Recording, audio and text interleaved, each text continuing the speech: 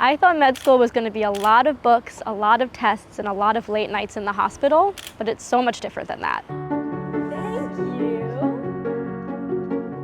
Hi, my name is Nicole Miller. I'm a third-year medical student at Duke University, and today you're going to join me for a day in my life. High five!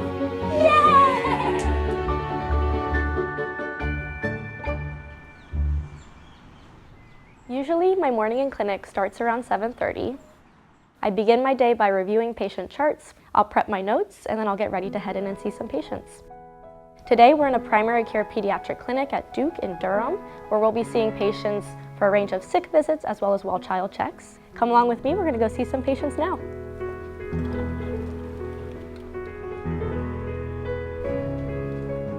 We're now in the attending workroom. I'm with my preceptor, Dr. Bernstein. Hey.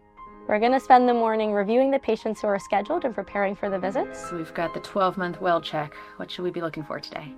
A preceptor is an attending physician in the area that we're working and learning in. They help us work through visits, learn clinical skills. At this phase of my training, as a third year, I'm able to see patients independently, do things like write their notes, pen orders for imaging and medicine and things like that. And then at the conclusion of the visit, I staff with my preceptor, and we wrap up the visit together with some counseling and management. I'm now going to head in and see the patient myself. I'll do some history taking, a little bit of exam. I'll come back in, chat about everything we talk about with you, and then we'll head in together to finish the visit. So our patient is here. This is Piper, a 12-month-old female, here to celebrate her first birthday with us. Let's go in and say hello.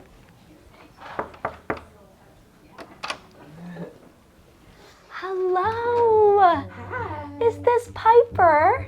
Yeah. Hello! Hi!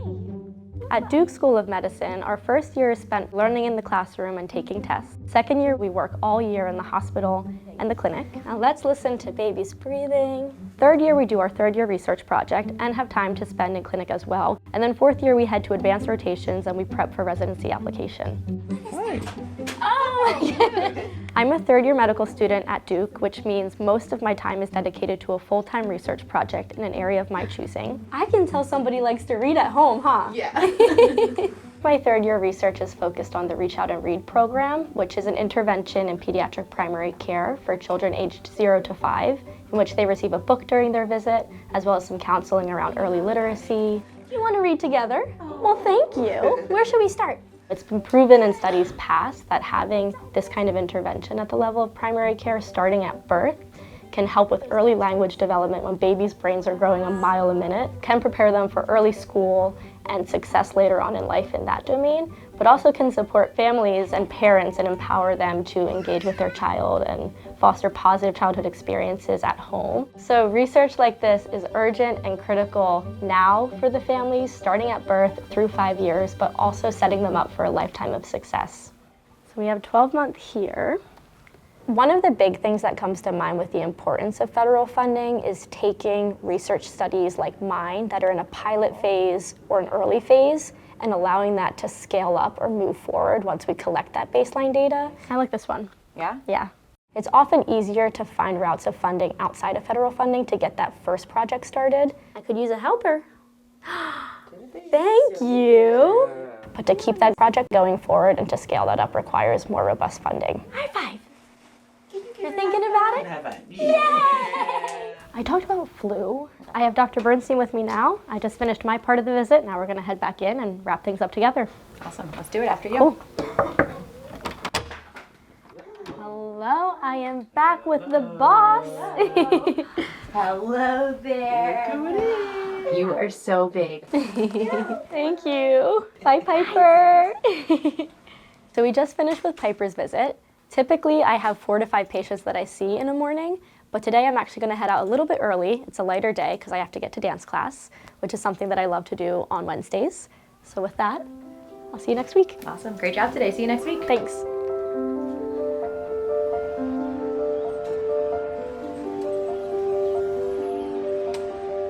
Here we are in the dance studio where I take dance class Monday and Wednesdays each week.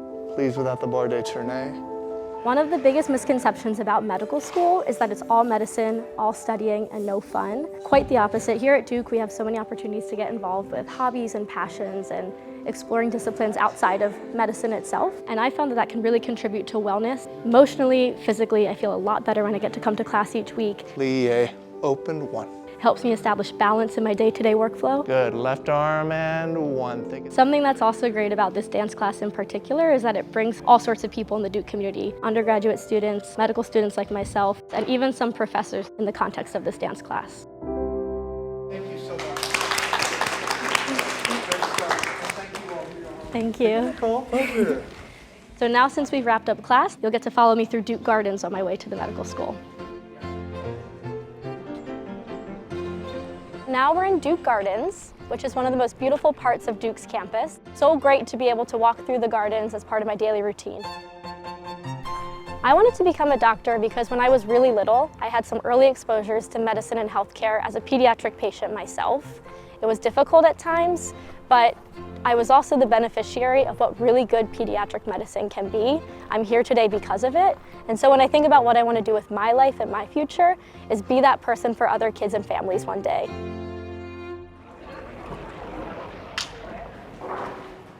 So now we're on the 6th floor of the medical school, which we call Tisch. This is a wide open space for students to gather, to study, to work collaboratively. I'm actually here studying now. We do a lot of studying during 3rd year for our board exams. During 3rd year, typically I spend about 2 hours a day studying. When I enter dedicated, which is a period of time right before you take your exam, I could be studying full time, so upwards or 8 or 12 hours per day. Things like reviewing anatomy. A typical question when you're studying for an exam like Step 2, which is about applying clinical knowledge, is something along the lines of, a patient who is this age, with these prior conditions, with this series of symptoms, what medicine are you going to give? What tests are you going to order? What diagnosis do you think is happening? And you have to apply what you're reading in the vignette to select the correct answer. So with all of this work, hoping to build a really strong foundation to head into STEP studying very successfully. Great, so now that I've finished studying for the day, I'm gonna head home, get freshened up, and then meet at the clinic later for Wellness Wednesday, which I'm excited to tell you more about once we get there. We're in the Root Causes Distribution Hub, picking up food and getting ready for Wellness Wednesday, which is a clinic offering once a month where we open the hours a little bit later into the evening, give families an extra chance to get in to see the doctor, and then our organization meets them there with produce to take home. With me as well is Scott, who is our Root Causes advisor. Scott does a lot of great work in getting our produce ready for clinic, so we're gonna go grab that now.